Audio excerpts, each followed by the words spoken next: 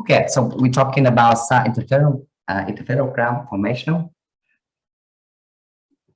and fail and rapid. So the objective of this presentation is I hope that by the end of this presentation, you will be able at least to understand the principle of the SAR interferometry, and then I will provide you the processing to make an interferogram, and then try to understand the problem of fail and rapid, because that is the fundamental problem in the SAR interferometry. If you have some knowledge in radar remote sensing, it's really appreciated. Other way you can follow class, but a little bit take more effort. So we go to interferogram formation. So first of all, that's what we're talking about is the radar. Radar is really old technique. It's developed about 100 years ago by a German engineer. And what exactly it is? That is just a system. If we put the antenna of the radar system here, we transmit the signal. It's going to the target, and they measure the distance. Basically, that is the main system of the radar. And whenever we put that antenna in a satellite or in the aircraft or even in the tower, you can make the image. In that case, we call it synthesis above the radar. So basically, that's just a radar system. That this system allows us to measure the distance between the sensor or antenna and the target. So basically, that's exactly an active system. Why we call it active? Because why? Because itself, the system here, they have to generate the signal, and then they transmit the radar signal, go to the ground, and then whenever they go to the ground, then we do some certain interactive. We call that is the echo, and whenever they do the interactive, they basically that's inside the target here. We will have something like small target here. Because why? Because the wavelength is a little bit small rather than the target on space. So basically the backscatter will be the sum up all the contribution here, and then they go back to the satellite, and the satellite they will record all the phase of the echoes and the amplitude of the echo. And in that case, we can write this formulation of the SAR data includes about two components. The first is the intensity, and the second is the phase. That is the way the SAR image they record the echo. So basically, they have two information inside a certain value. The first is the intensity, like the one you see here, and the second is the phase information. So what we see here is in the SAR image here, we see in the intensity they have information which we can be able to appreciate something, because you see here there's some distribution of the target. So where we can recognize here is something related to the mountain, something related to the basalt, or something related to the urban city where the human is living. But for the phase information, we see here they are totally noise, totally random. Why? Because we look at is inside here. So beside the phase information, we measure distance from the sensor and the target here. So we call it the distance D1 here. So we have the phase information of that distance. But beside that distance, we have all the contribution from the phase of scatterer here. Why? Because the wavelength is really small with respect to the target on the ground. On the ground, we have many scatterer in the same time. So whenever they do zoom in like this one here, so all the echo, all the element inside the resolution cell here, they sum together and they give a certain contribution, what we call the phase of scatterer. So basically, the phase of the SAR image include the distance between the sensor and the target, the D1 here, and also they have all the unexpected phase contributed by scatterer. So that's why we can see that with one image one image of the SAR here, we have the intensity which can be useful to do some certain application. For the phase, it doesn't decay because it's random because of the phase contribution of the scatterer. So whenever if we have another image which we assume that not far away from here, they observe the same thing here, and in that case we can assume that the phase scatterer will be similar and will be removed if we do certain analysis, like we subtract the first and the second, and that is the principle of the SAR interferometry. So basically that the SAR interferometry, they quantify the phase difference of two images. So suppose the first image here, we do the distance D1 here, and the second image, we do the second distance D2 here. So we put together D1 and D2 because it's quite close here. So the distance from 1 to 2 here is quite close. So in that case, we suppose that the contribution of the phase scatterer on the ground here will be the same. That's why when we do subtract, the phase of the scatterer will be gone. That's why what we see is just the difference of the distance D1 and D2. And in that case, we can have very, very useful information from the phase. So repeat it here. With the first image, we have the phase scatterer contribution. The phase is totally random. But whenever we have another image with quite close by a certain distance, we are able to remove the phase of scatterer here. In that case, we have the difference of the distance here. So in that case, the image will be provide us very meaningful information.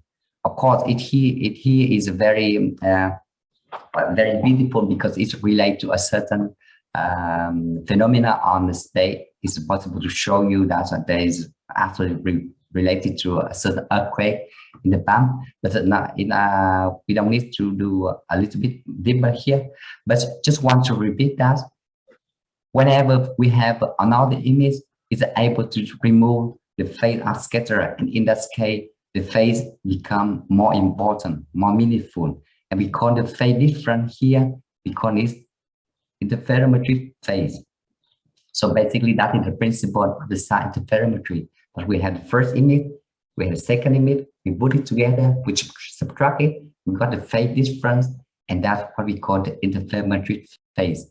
And the image will contain the phase different here, we call it interferogram. Okay, you got the idea, interferogram. So that is the interferogram. So that is just the image we contains of the phase difference. So here just try to repeat to you maybe to more understand easier. So we just try to repeat the phase of the first image. That is the arc to distance from the sensor to the target, and then unexpected contribution from the scattering. And this one we cannot remove if we have just one image. Whenever we have the other image, we are able to subtract it here. Like the first image, we write this formula, and the second image, we write this formula. Whenever we do subtract it, it means we do a certain operator interferogram. So by generate interferogram, very easy to take the first image, subtract the second image, and in the complex number, so basically we take the conjugation of the second image here.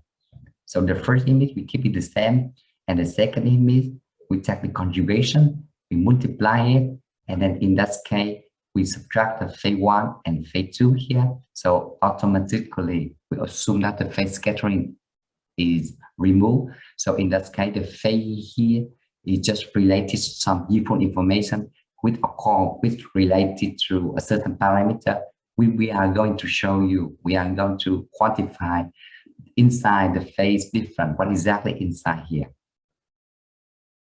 Okay, so the phase difference here is totally depend on the distance between the two satellites. Whenever the satellite, they have a certain distance, close or far away, the phase difference with interferogram. Whenever we have the first image, we subtract the second image, we got interferogram like this one. And this one is not really, it's good. It's good with respect to the totally random phase information, but it's still somehow difficult to do, difficult to understand, difficult to do a certain interpretation. So what we try to do next is we try to decompose this interferogram in certain way that we will be more understanding. We will be more understand the way to quantify the contribution of other parameters. So here in the summary. So basically that we have the phase difference here, which includes a lot of contribution from flash. What does it mean? That's it, because that is from the surface, we change it from far to from near to far, so we have the distance, and the phase of the elevation is corresponding to topography, because you know our surface in it totally is not really flat, so it changes a lot. So they can go up and go, they can go down. It can they will be contribute to a certain phase, and then we go to the phase of displacement. Why? Because whenever the first and the second, we do the first image, and after a certain time we do the second image, we are not sure 100% everything is stable. Everything can be possible changing. That is displacement. And after this one, the parameter we want to find. And the other, the next one is interference. Because why? Because our sensor, our satellite, we put on the space is about 800 kilometers from space. So whenever the signal radar they transmit from 800 kilometers, they have to go through our atmosphere. In that case, if the atmosphere is changing because the weather condition is never unknown, so they will have a certain contribution into the phase of the radar. And in that case, they will contribute into a certain phase. We call it phase of contributed by atmospheres. And the other contribution we can keep it in noise, like the thermal noise, like processing noise, and so on. So to quantify the flash phase, it just depend on the distance from near range to far range. So whenever the system, we have the BN here, that is the distance between two sensors, we call it the baseline. The lambda here is the radar wavelength of system. So whenever the radar system we use it, we always have this parameter. For example, with the 71 data, that is the C-band, this will be corresponding to few centimeters, like 5.5 centimeters. The BN, as I said, that is the distance between the first satellite and the second satellite, which is the distance. So basically, if we have the orbit information, we can have that information. The S here is just the distance of the image. So basically, that's what all the image we know exactly the position of the image from near range to far range. And the distance here is the distance from the target to the satellite, and the theta here is the incident angle made by the interferogram, made by the satellite, because this radar satellite, whenever they observe the target, they have to start looking a little bit. So the angle will be very, maybe from 20 degrees until about 50 degrees, depending on the system and depending on where you are. So basically, with the flash phase, we have all parameters. So basically, whenever we have it, we can calculate it, then we can remove it easily. For the elevation, BN, we know it. So 4 pi divided by lambda, we know is the A0, that is the distance from the satellite to the center of the image. and the theta. So we know 1, 2, 3, 4. We know this one, and this one is the topography contribution. So basically, that is the changing of the topography. So a certain topography will be corresponding to the phase. So in the past, that people using the phase information of the interferogram, and because the phase have a strong correlation, directly of correlation with the change of topography. So in the past, people can use the interferogram here, good direction. That is the way up when the satellite is moving here. They have the define that direction. When this suppose here is the satellite, when it moving here, they do collection. We call it the azimuth direction, and the slant rate is the direction, but that is perpendicular to azimuth direction. So just try to repeat here, slant rate is the distance between the sensor and the target, and the azimuth is the direction where the satellite is flying. So we see here the original interferogram. The pattern here is very systematically, and it can be exactly calculated by using this formula. So I just try to repeat that. All the formula here, all the term here is no. So because it's no, so we can calculate it, and then we subtract it here. So the original interferogram here, we subtract it here because something very useful information. So in this case, it's possible to show you this is exactly corresponding to the case of the mountain. Pompeii is a very famous a tourist site close to Rome. So basically here you have the interferogram, but what exactly inside here? So inside here you see some pattern repeated here. So you see, for example, you see the blue here. They go into they changing from blue to yellow and to red and to blue here. So blue here, from here to here, we see the color is repeated here. But one thing, it means that from here to here, the phase value is changing something like 2 pi. So we have the blue here, the blue here, the blue here, the blue here. So you see there's some repeat pattern here, but we still don't know what exactly it is. So I will, don't worry, I'm going to show you to understand. So the same thing for the mountain versus spheres, but with a different configuration. For example, the first on your left is the case of the distance between two sensors. We call it baseline. It's about just 50 meters.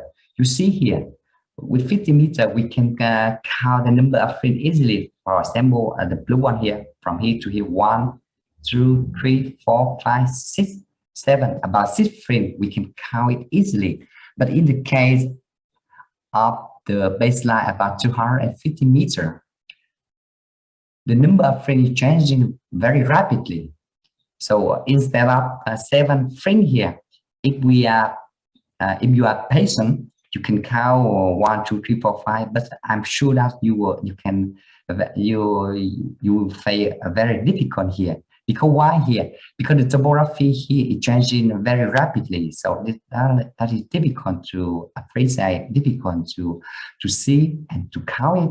But if you want to give a try, I will give you the answer is about something like 35 frames.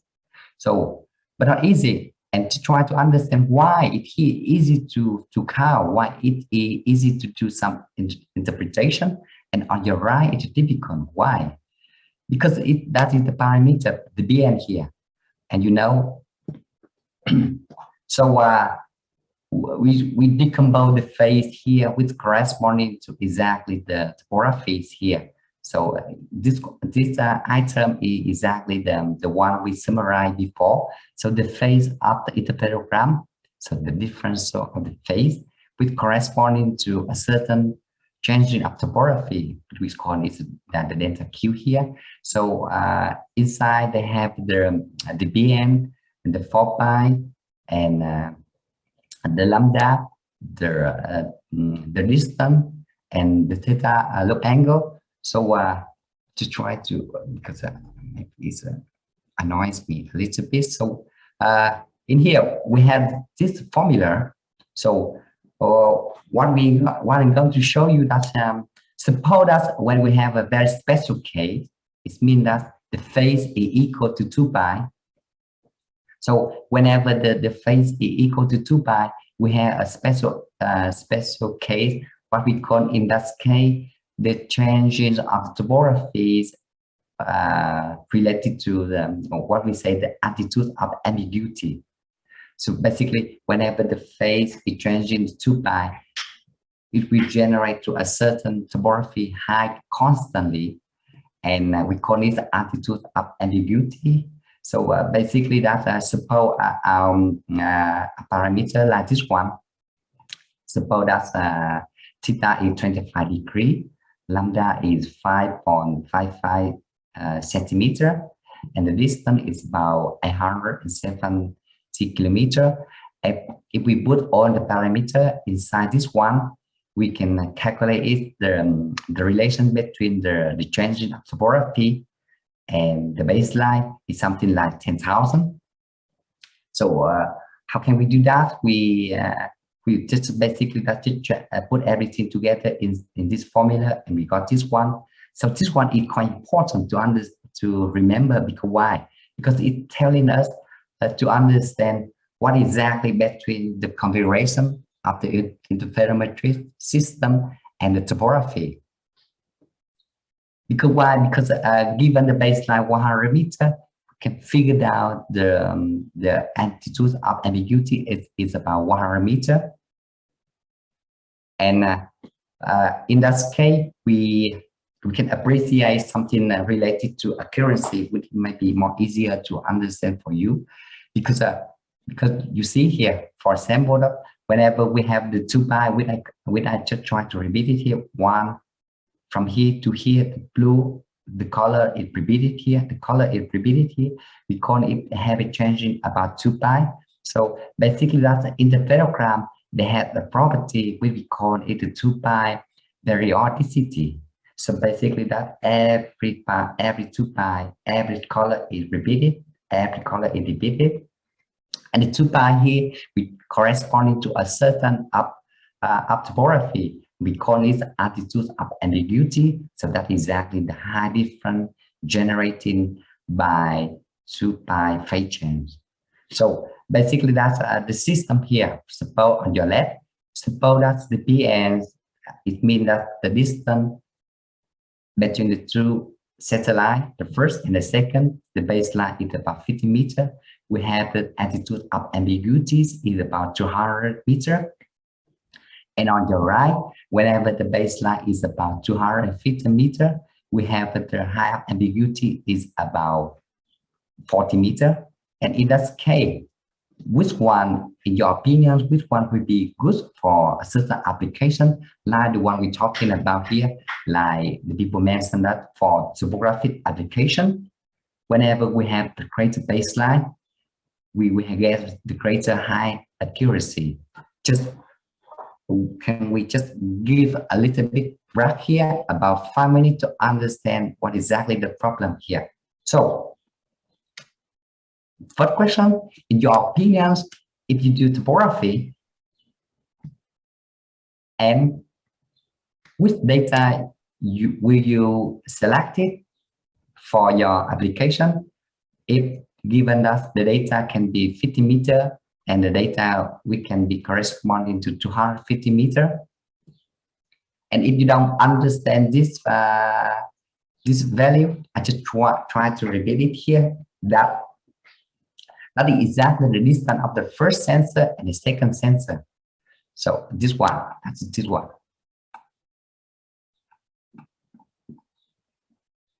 So the first sensor and the second sensor, or the first satellite and the second satellite, and that is the distance perpendicular, just call the distance between the first satellite and the second satellite. So, and that distance is extremely important in the interferogram. So I just try to go back here. Okay, there is some okay, there's one question from David. Yes, go ahead, David. Yeah. So is there any limit for the baseline value so that we have a high accuracy? Because you have greater baseline, you have greater accuracy. But if the baseline is so large, you will get a opposite situation, right? The accuracy is not so high like before, right? Oh, yes, that's a very good comment. In fact, that is a good question about from David. That's in the limit for baseline to get an optimal accuracy.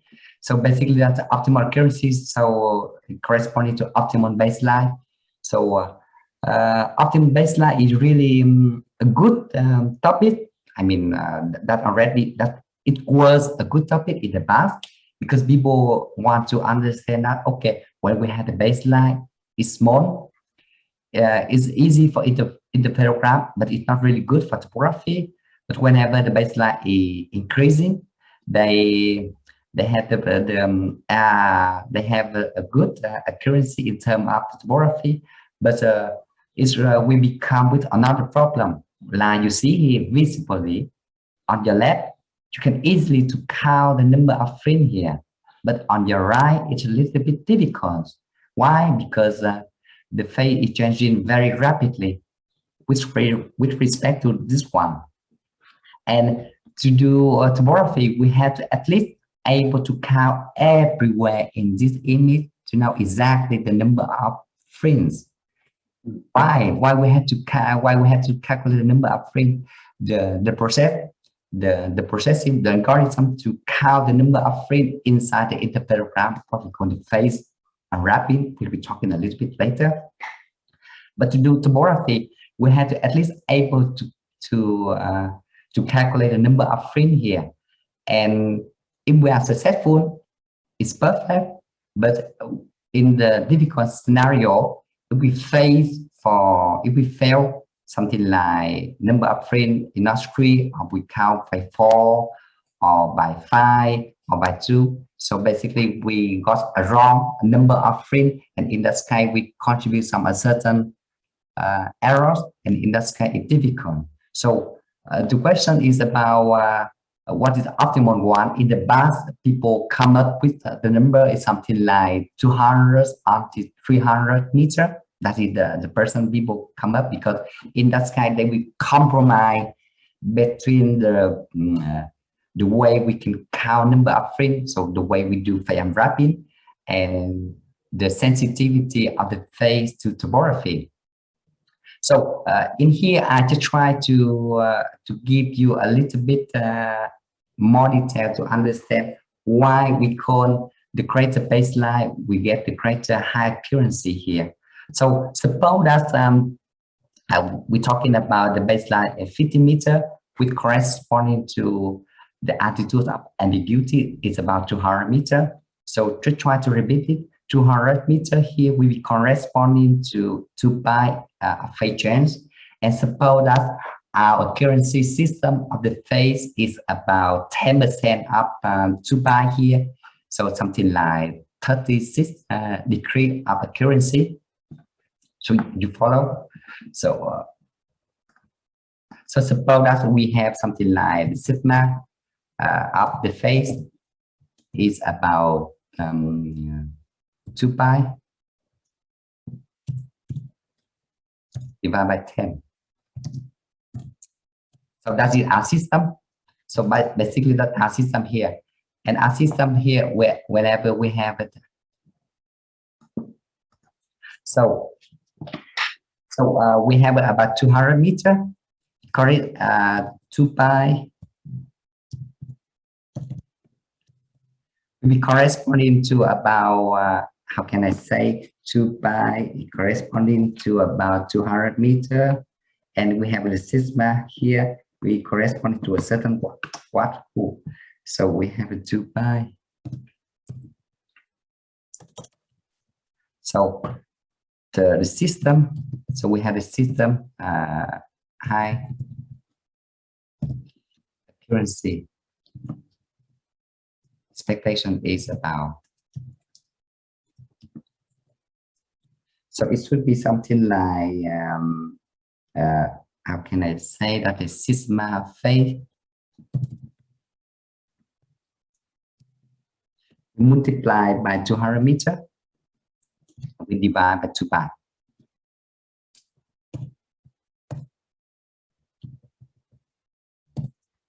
So you got it? You got where you can find this formula?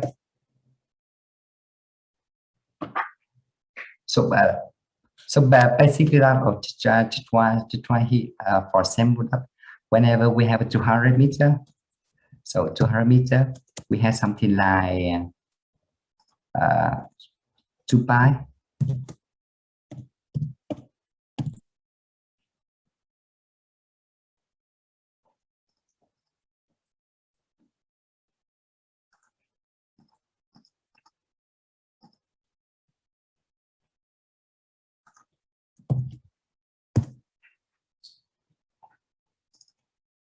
So we have a 200 meter here.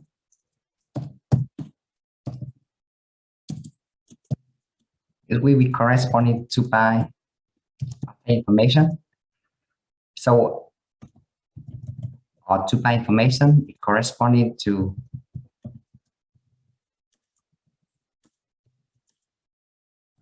200 meter for easier. And then wherever we have a sigma phase is about 36 degree. So basically that's the 36 degree.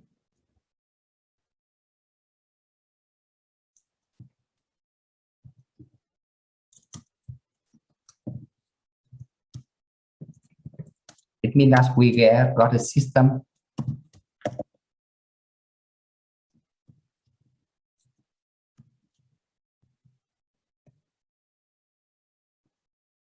accuracy expectation is about like 36 degree. We multiply by 200 meter and we divide by 2 pi.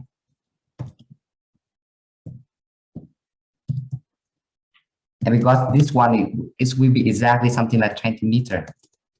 So it means that with baseline equal 50 meter, we got the system here, system accuracy.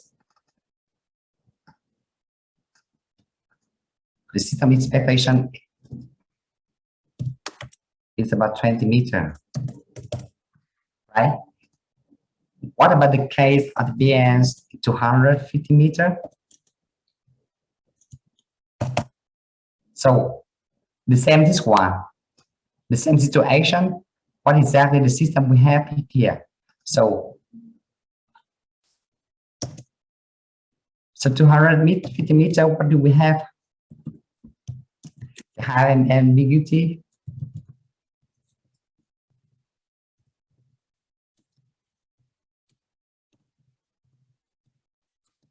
Is equal to 40 meter, right? It means that we have got 2 pi corresponding to 40 meter.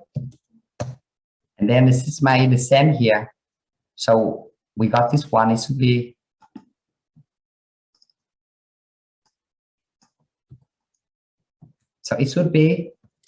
equal to 36 degree. We multiply by 40 meter and we divide by 2 pi.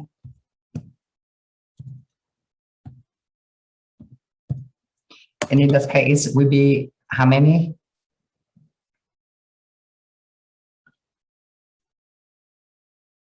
So we divide by 5. So we got 4 meter, right?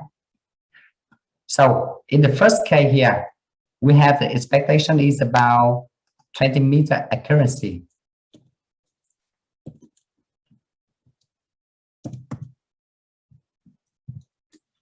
And this one, we have this system here.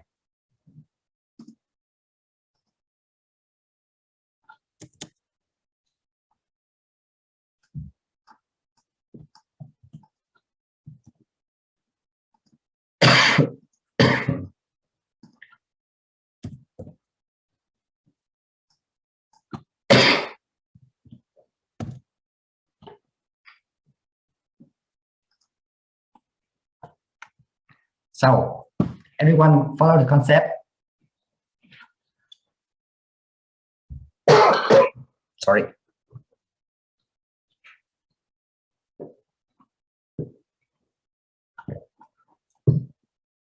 So I just want to go back to the slide. So with this system, we have the accuracy of the topography is about 20 meter, and this system is about 4 meter. So with baseline, we will choose, of course, we will choose this one, 250 meter baseline for the distance between two sensor.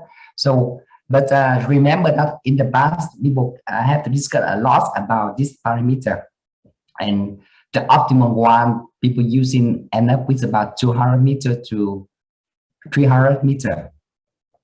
But what about nowadays? Is there any information? Nowadays, the baseline of the Sentinel data is just about 50 meter only. Why? Sometimes it can come to a critical baseline, something like 150 meter. And in that case, we have this one. Like, okay, we're talking about the contribution inside the interferometric phase. So we have the ground motion contribution. So the way we're dealing with the sensitivity of the interferometric phase, because that is quite different in terms of the topography and in terms of motion. For topography, the phase of interferometric, we write this one. For the displacement, we write this one. And we actually we can write this parameter using the configuration of 150 meter. So basically, that given the phase of interferogram, we have a certain sensitivity with the elevation like this one, and the sensitivity with the displacement like this one. So inside this one, so how can we got this one? Because it's quite interesting for you to understand. So okay, so suppose that we have the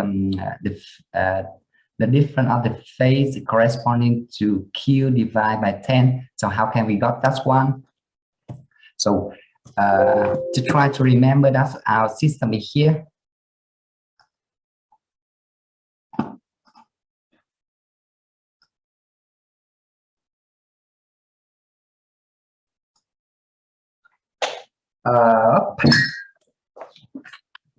Right on.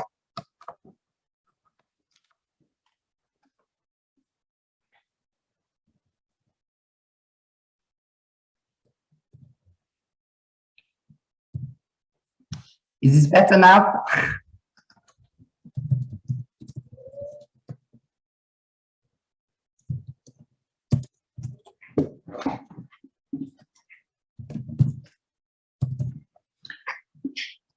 So just want to capture with you that we have the phase within suppose until now we can remove all the contribution, which include just the elevation and the displacement, and we can write it exactly that it depend on the topography changing divided by 10 and plus up 225 up the distance changing. So just want to show you that how can we calculate this one, because it's important to understand that, because this one, so basically this one where we're using this one, it should be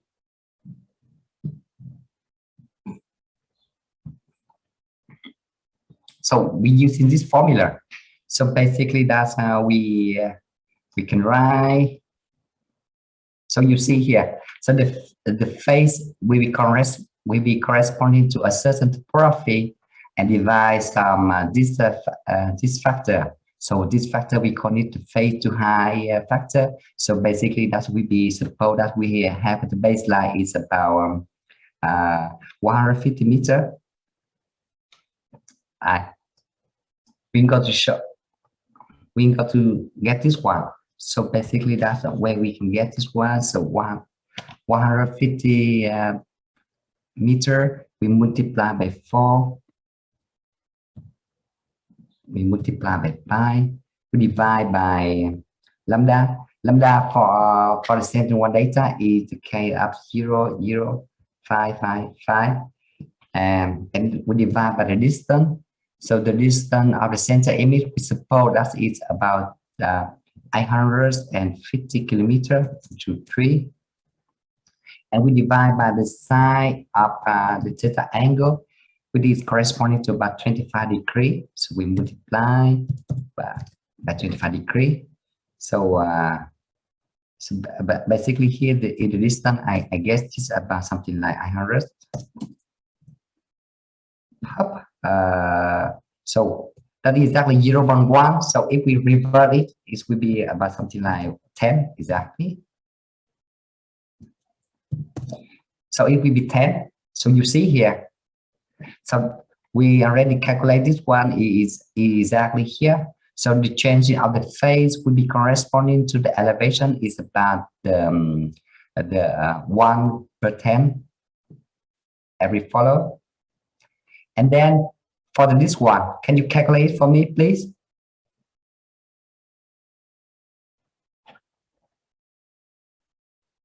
For this one,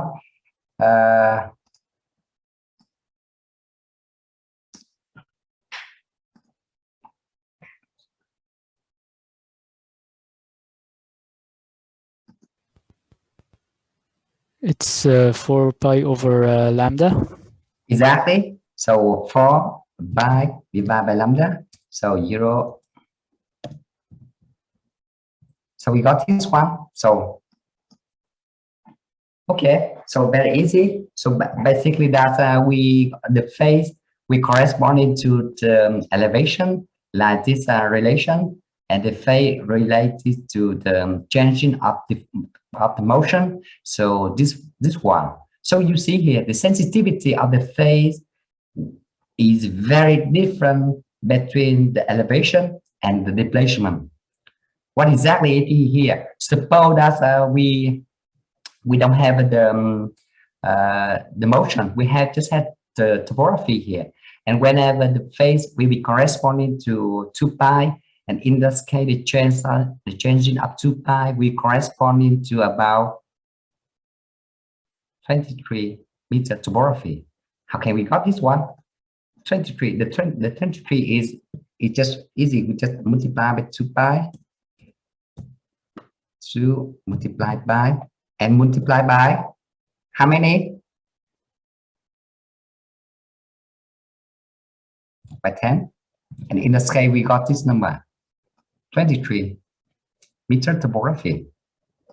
So basically that given the configuration of the perpendicular baseline or the distance between two satellites 150 meter, the 2 pi we corresponding to about 63 meter topography.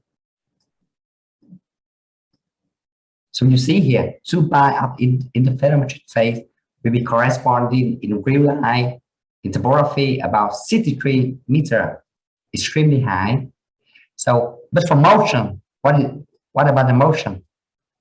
The motion is here. We're using this formula. Well, so we suppose that this one is not available. So 2 pi will be corresponding to 225 d. So, and when we do it, we can write exactly like this one is 2 pi, 2 pi. So, and here, so we have 0.05 pi, we divide by 2. So we got this one exactly here. So that is about 28 millimeter. So all it should be half wavelength. Always like this one. So 2 pi of interferometric phase we always corresponding to half of wavelength. So with us in your hand, we can go back to this one to understand the question. Yes. Okay. So David, he get lost about 2 pi changing 2 pi here. So to try to repeat it here. So we're talking about the sensitivity of the phase corresponding to the motions and corresponding to topography.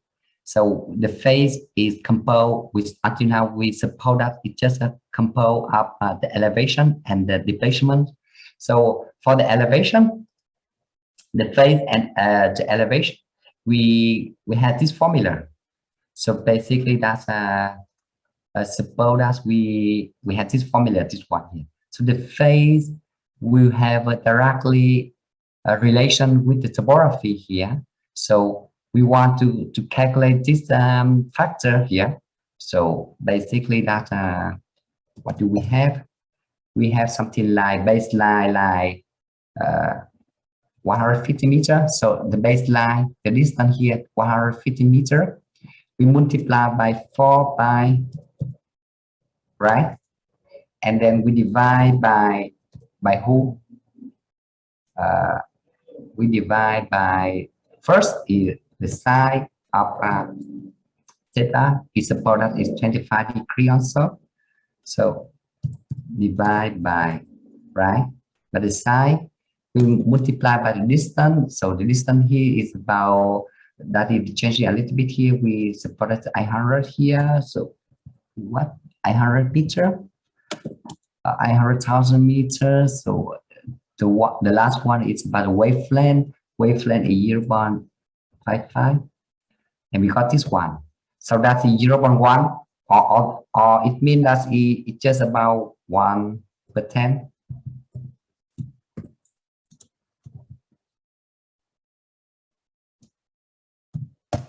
Okay, so we got this one.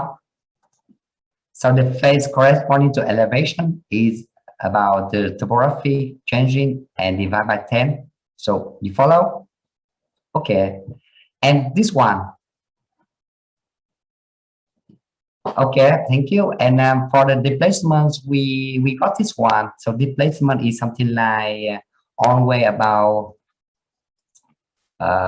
where to show you this one.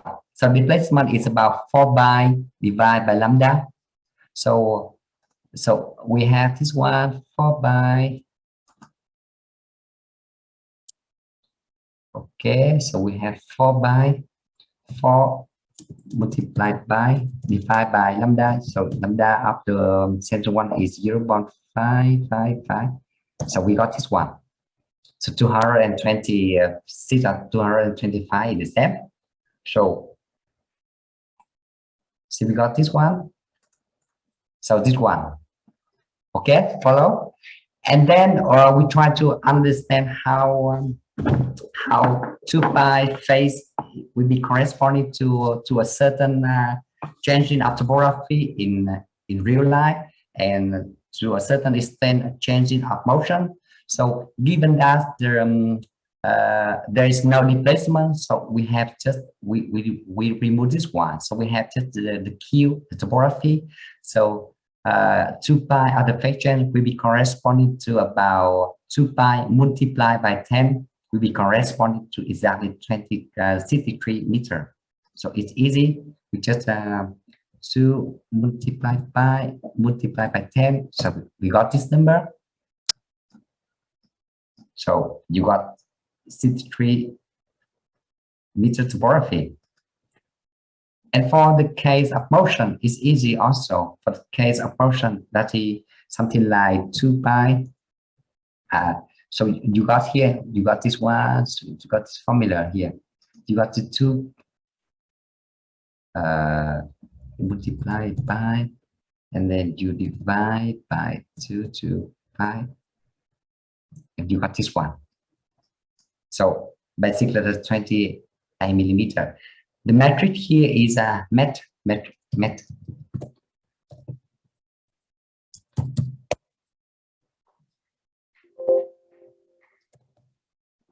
Okay, everyone follow? So there's just one question for you.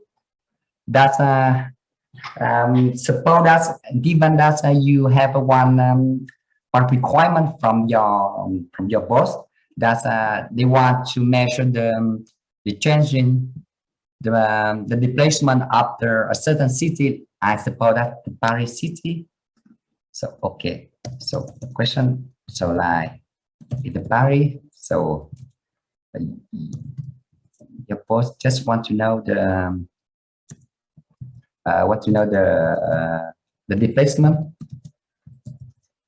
how can I say, displacement between 2015 and 2020.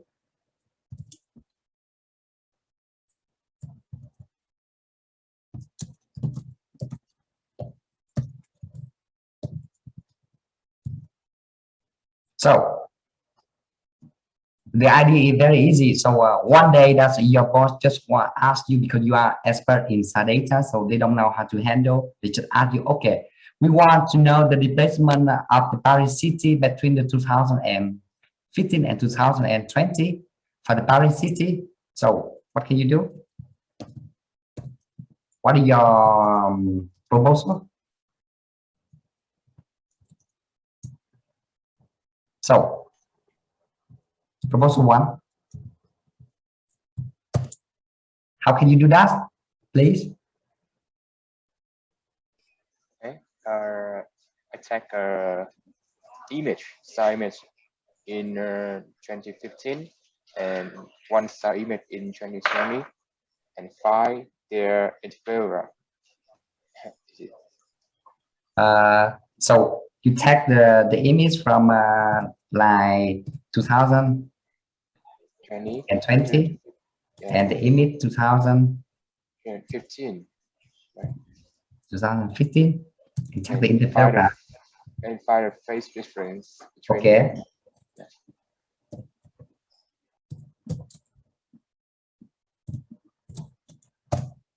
That's okay. That seem good. And what about the other proposal?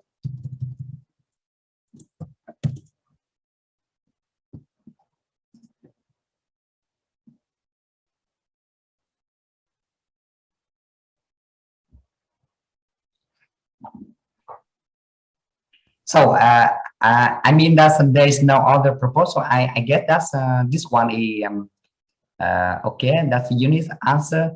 But my question is, before you got this one, right?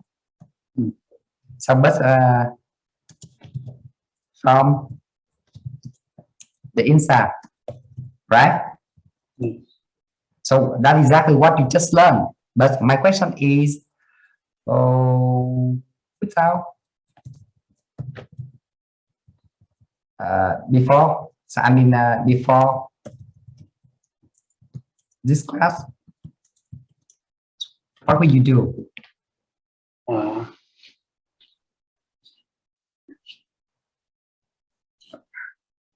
Then maybe we need to get like different GPS data for 2015 and 2020. And by differencing the measurement, we can get like a rough estimate of displacement.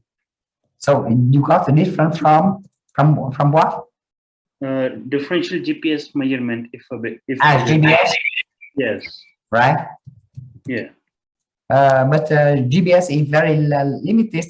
Just at one location, as one location only. Oh yes, true. Only. So GPS is the right one, but it's just upon location. How about the whole city? I mean, it can be a LiDAR survey. LiDAR? How can you do that? So what exactly, can you just go a little bit inside about LiDAR? So what we can do from LiDAR, so basically we can get the topography, topography, very accuracy. For 2015 and 2020. Okay, yeah, topography from LiDAR. So basically that you got about topo LiDAR in 2015, and you subtract it topography LiDAR in 2020, right? That's the idea. Yeah. And okay, but is there any idea about accuracy of LiDAR?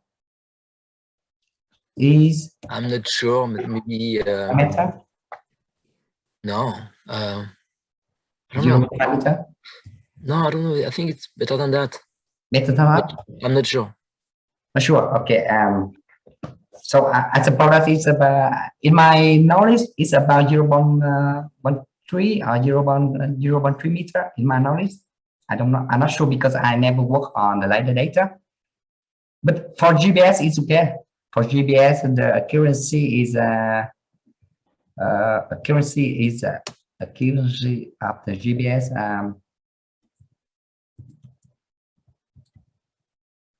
Accuracy, in my opinion, of about 1 or 2 millimeter in the GBS, right? So in the topography, in the LiDAR, I'm not sure, but okay, I suppose that is very good performance, like 0.5, 0.1 meter, right? We suppose we're not sure. We will check it later. But okay. So the best methods before the InSAR, I mean before this class, yeah, it's just using the topography in 2 different time and with about very high accuracy. It means that accuracy about 0.1 meter. So it means that it should be I mean to detect the difference. To detect the difference, so the changing. So in the change should be greater time. Of course, you're 1 meter, right? Because the accuracy of this one is about 0.1 meter. So if there is something change, so it should be about 0.1 meter or something like this one. It means that 0.1 meter is about 100 millimeter, right? So whenever the changing is greater than this one, we can detect some information using this technique. And what about the InSAR? Inside we have the phase.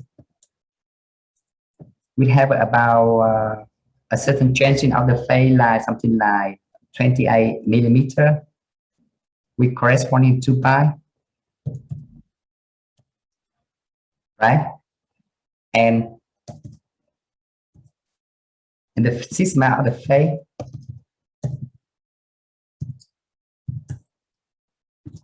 like we suppose is how many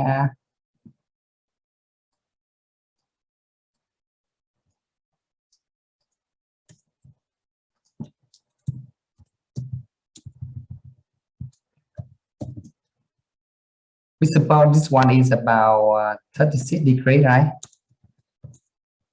I'm not sure where to find the degree. Okay, this one. Okay, so we got this one. So I just write here maybe the phase of 2 pi it be corresponding to 360 degree, right?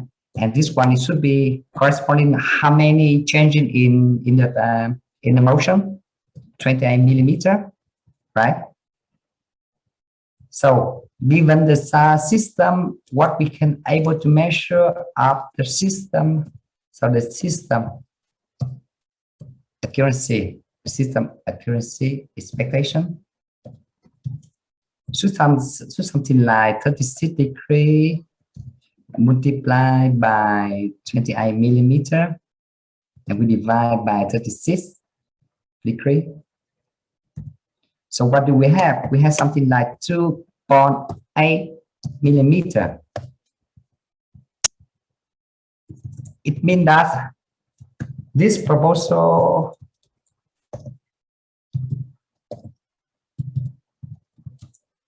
able to, how can I say, to detect the motion.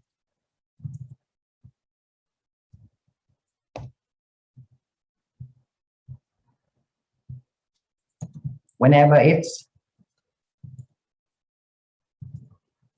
greater than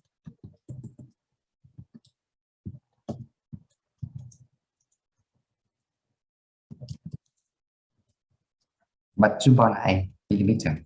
So you got this one, and this one. To detect this one, it should be greater than.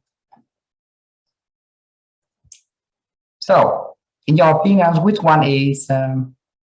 It should be a main application now.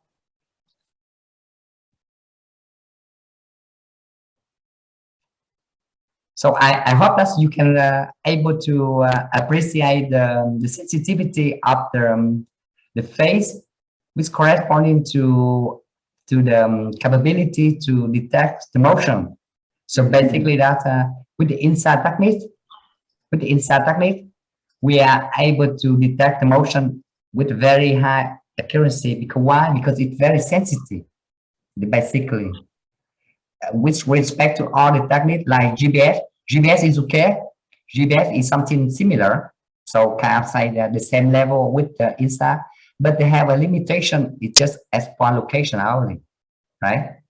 For LiDAR data, it's great for many applications, but for detection of displacement, it's not really good. Because why? Because it requires the displacement should be large enough, like at least 100 millimeter. So instead of with the InSAR data, whenever the motion is something like 2.8 millimeter, they can able to detect the motion. Is it interesting for you? I hope.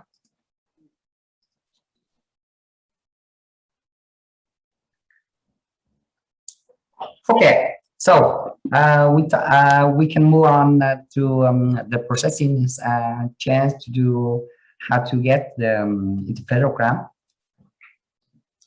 There is a discussion. Oh, thank you. Okay, so we got to the processing chance. We got the real data applications. So we got this one.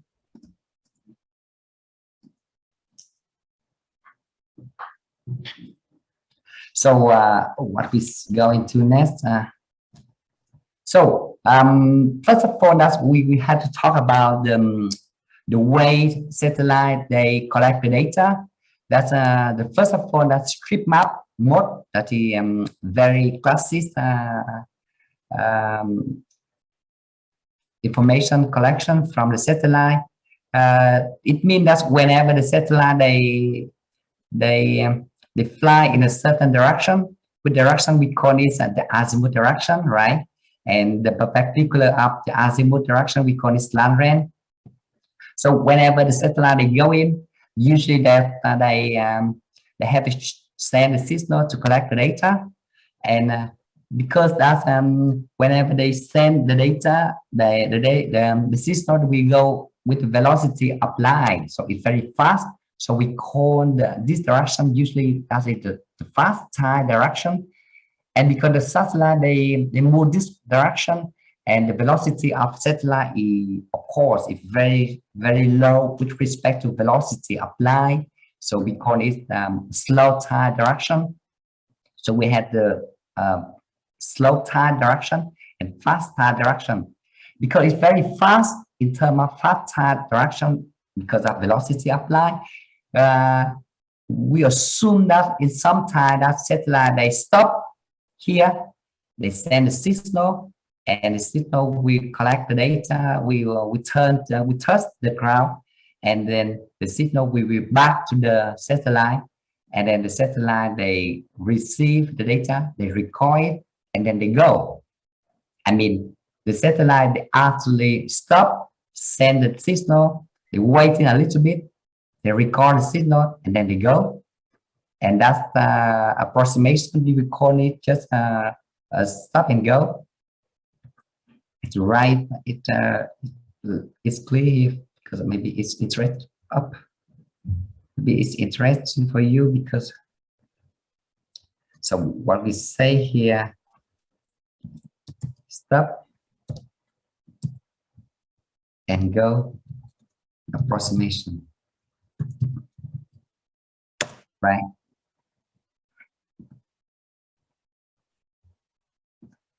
It means that Whenever the satellite, they stop, they send a signal and they wait a little bit and the signal go back and then they go, stop and go. And during that time, they just waiting, they don't do anything. Just stop there, they record all the information, go back and then they go. So cats say they quite lazy. It means that they just waiting a little bit, some value, something like less than 1 millisecond. They something like that. So it means that during less than 1 millisecond, they don't do anything. They just waiting the signal go back and then they go. So it's quite easy and it's quite straightforward to do implementation. That's why in the past many satellites like ES1 and 2 from Europe, from the ESA, and the J1 from Japan, they did that.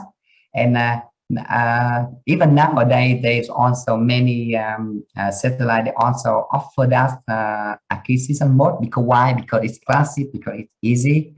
So and then what else we can do? Which one? The topmost.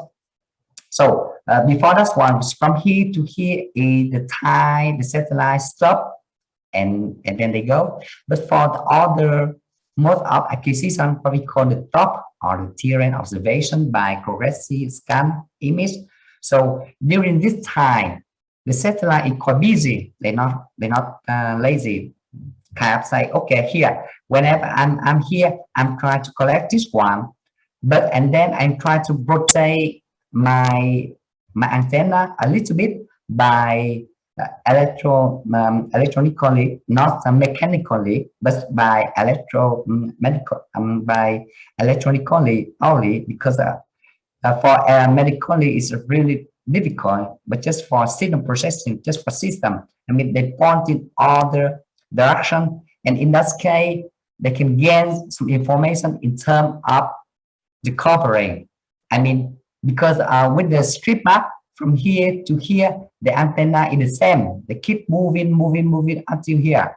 But for the topmost, this is the busy guy. So they try to capture image here, and then they move, they change in the look angle a little bit to see further coverage, and then they move back here to do continuously. So the same approximation, stop and go, but during stop and go duration here, the antenna is quite busy. They're very active, dynamic, they work hard to try to do what? To try to increase the covering, and that's all. But of course, there's some limitation because we have to end up with something like a resolution. We have to pay the resolution in terms of the azimuth direction, in terms of the flight direction of satellite here. The resolution will be increased a little bit. So it depends on how the people handle, but usually it have to decrease or something like a factor up 2 or 3. So you see here, go back up here, strip map is easy and lazy. They stop and go. They're waiting for signal go back and then they go. And for the topmost, during the stop and go approximation period here, they try to collect the data bigger by changing the look angle using the system electronically, not mechanically, right? So basically that's the principal idea of the topmost. And the topmost is quite robust and using in the most operational of the sentinel data. So because of the top, we have the data in kind of not really costly, because the same money, the same time, but we have the bigger coverage. That's why with the top mode offered by Sentinel-1 data, we have a global cooperation from the Sentinel-1. So you got the principal idea? Okay. And why we had to do that? Because for the strip map and for the top mode, the processing chain is quite different. Because why? Because at the top, of course, it requires a lot in terms of signal processing, what we can discuss later. So processing chains in general, so we have at least 2 images. So basically that we have the first image, the second image, and then we try, what we try is we have to update the information from the orbit information. Why? Because the position of satellite is important to, why is important to orbit? Because everything we do in the phase is related to the baseline, and the baseline is just the positions of the satellite. So that's why we need the orbit very high accuracy, because it provides the position of satellite accuracy. In that case, we can calculate the baseline very high accuracy, and in that case, we can do everything correctly. So first of all, we have to do correlation. Why we have to do correlation? I mean, because the first image and the second image, they do acquisition at different time. It's not necessary to exactly the same position. They have to do a certain way that to do the put image and the second image perfectly superposition. What does it mean, the superposition? It means that the pixel of the image one should be corresponding to exactly that one in the second image. And in that case, we can subtract some other noise, something like the phase scatter, what we discussed at the beginning. And that's why the correlation of the radar image is extremely important. Because why? Because without the right correlation, we cannot extract the useful information from the phase.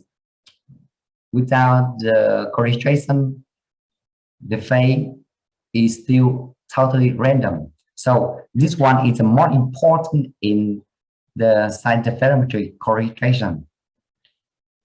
And whenever we do correlation, it will be easy. We just subtract the phase, and we got the interferogram. So we can remove the topography contribution, the phase, and then we can enhance the quality of the phase by using some techniques like filtering or like multi-looking, by exploring information from the neighborhood. And then the phase is always wrapped between the minus pi and 2 pi. So we have to do some fringe counting by phase unwrapping, and then we can convert the phase to application we want to do. If we want to calculate the topography, we can convert by the phase to high. If we want to study the phase to displacement, we can convert to displacement, and so on. And finally, we go to decoding. Okay, here a little bit detail for strip map mode in perspective, it's specifically with the SNAP application toolbox. So we have the data, we read the orbit, we do correlation, we take the interferogram, we do phase topographic remove, we enhance by multi-look, and then we do filtering, and then we subtract, we export into certain applications, certain toolbox to do phase wrapping, and then we change it to elevation, and we go into decoding, and it's done for the snap. For displacement, it's the same, but just different by the phase to high. Here we change to the phase to displacement, and it's done. Okay, so processing change is quite easy, because nowadays the snap they offer the way to viewing the graph like this one is very visible, very graphic, and very easy to understand. And for the top, it's quite a little bit different. Because why? Because the correlation is quite typical with the top. So with the top, usually they have to explore some information of the interferogram overlay between the bursts. So they have to do many times to improve the correlation. Whenever they done the correlation, it's almost everything the same to do interferogram. They did merges because they want to remove the ramming, and they do the phase topography, phase removal the same, and everything might be multi-looking, a phase wrapping, everything just the same. Okay, we're talking about the quality of the interferogram, because when we do the interferogram, one important is we have to be sure that the quality of the phase is good, and one metric to do that is what we call the coherence. So basically that's just a correlation between the first image and the second image. So basically that's the first image here and the second image here, which have the conjugation of the second image. And then we divide by the incoherence components of the first and the second. And we got this value here. So basically that's the gamma will range about 0.1. So 0 is close to black 1 and 1 is close to y. It means that whenever the correlation is 1, it means that the target is stable, everything is unchanged. So it's perfectly marked the first and the second. And whenever the coherence is going to 0, it's total decorrelation. It means that everything is uncorrelated and the phase is terrible. So for example, in the image here, we can appreciate information whenever whenever it's bright, like this one, like this one, like this one, like this one. But inside here, it's totally dark. So the phase information is not really good there. So the coherence, so whatever we go here. So one way to improve the quality of the interferogram is using the multi-looking. Like you see here, a little bit noise here.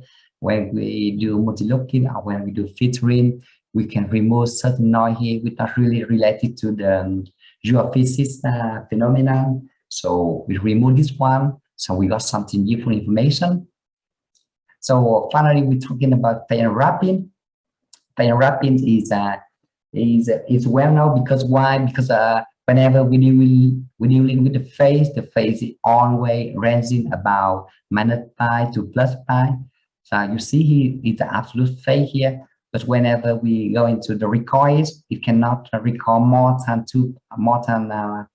pi or less than -pi because why? Because of the complex signal, the complex number, they cannot recall more than 2 pi. So that is rough phase. So our problem is to try to from rough phase here we got the absolutely phase. So so basically that is our observation. We try to count the number of fringe here to got this one. So it's ranging from -pi until +pi here. So by do phase unwrapping, we are able to have the absolutely phase ranging, for example, from 0 until 26 radian here. So we focused in one dimension phase unwrapping for easy to understand. So basically that the problem we have to see what is the measurement here.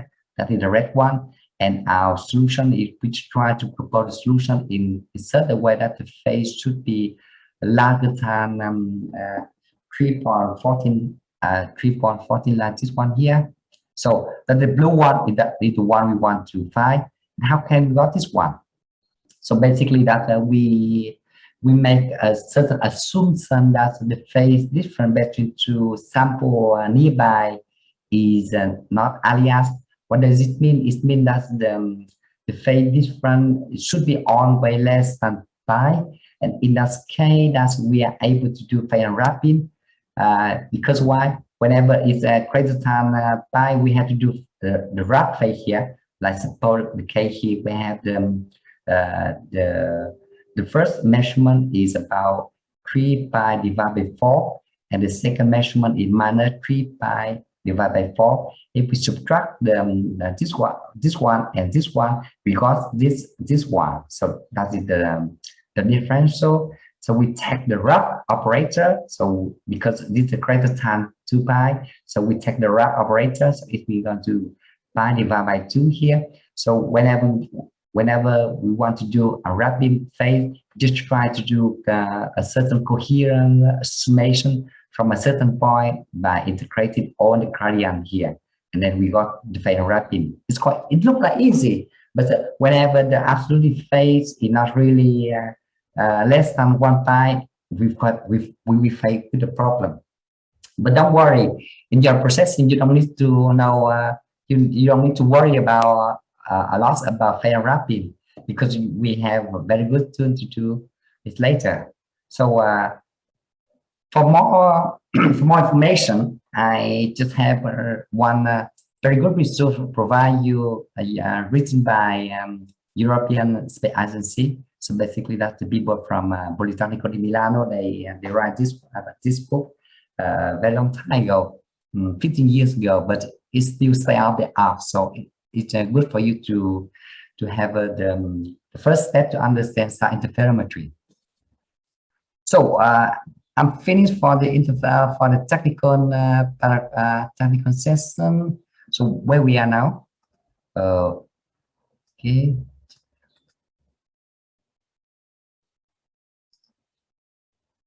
So okay, yes. So, okay, we got the software available.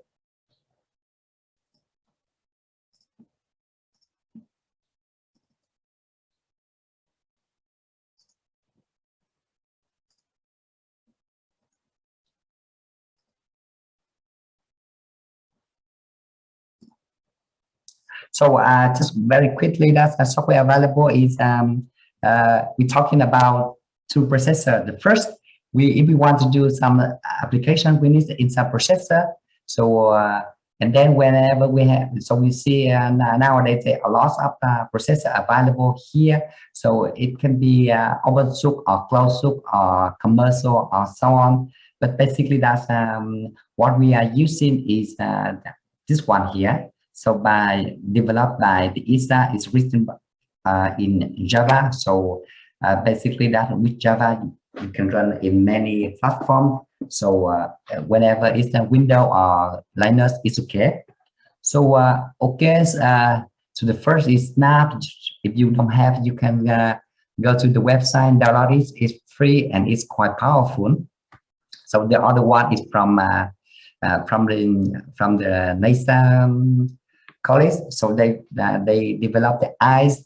So basically, that if you are familiar with Python, you can use it. With the Doris, that is the first open source software available in the InSAR data. It's from Netherlands in the TU. So basically, it's developed by Professor Hansen over there. So and then we go into the GMT SAR. It's from the US also. It's going to SARscape. That is the commercial products. And the gamma is commercial products, but this one is the first one available in the market of the InSAR data. So basically, the gamma they create the company in very long time ago, more than 20 years ago, and they quite powerful in terms of the InSAR processing. So if you have a certain bucket to allow to buy it, is also a good recommendation, because this almost allow you to do everything in the SAR data. This one is my one is basically just my one. So I'm going to type series in some software that we have quite a lot also. You see here the gamma is the first one, and it's offer a variety of applications in InSAR, from the InSAR processor until the time series of InSAR processor. So basically that with in the time series InSAR processor, the giant one is this one. And this one is developed by Alessandro Ferretti. It's basically that he knows open the software for everyone. It's just the service. So if you want, you can contact him. In terms of commercial products, they're very powerful. In terms of marketing, and the variety of factory InSAR processor here. For in terms of the open source, we have STAM like MinPy and ListSPAT. And just remember that there's also variety of the technique that we can discuss tomorrow also. But just to mention that with MinPy and ListSPAT, they offer just SPAT say small baseline approach.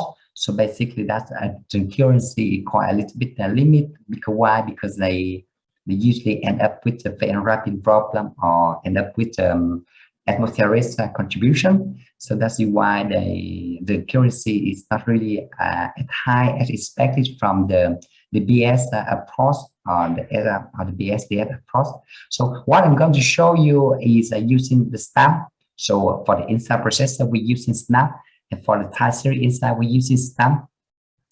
Okay, so it's open source also. So if you are using, you can download it freely. So SAR Pro is similar to TI, I guess so, because that is the same person from the Politecnico di Milano. I myself is from Politecnico di Milano also. So okay, MinPy is already mentioned. MinPy and ListPath is a software open source offer for XPath inversion. So STAMP is the one we are going to do.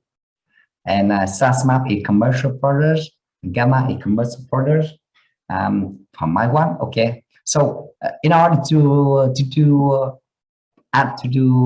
analyze from the image download from the internet, the open hook, you have the data. You have to do InSAR processing and then time series processing to get some useful information products from the motion. So you can combine, maybe there's good combination like the rate to stamp, but this one is quite difficult for you because it's not really friendly. To stamp is okay, but also it's a little bit difficult, not really friendly. And the other one is not really high accuracy. So the one we are going to do is snap to stamp. So there is no coding requirement. So this is the objective of this tutorial. Okay, for this tutorial until now, I hope that you have all information already. Okay, so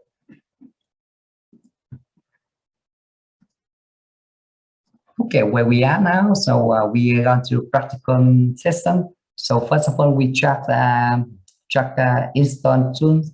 So everything is okay for you until now, everyone? Yes. Yes, okay. Okay. Okay, so data preparation.